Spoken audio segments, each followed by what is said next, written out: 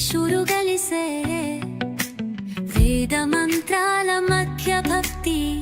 పల్లకిలిసే మోదగాలు పంచెను ఆశీస్సులు నిచ్చెను గణపతి బాబా మోరియా హృదయాలు నిందెను వాకిట్లో తోరణం గుమ్మల్లో రంగవల్లి పల్లె పిల్లల కేరింతలే శోధాయమానమై పూజారి చేతులలో పుష్పాల వత్తలో వేద మంత్రాల ధ్వనిలో భక్తి పరవశం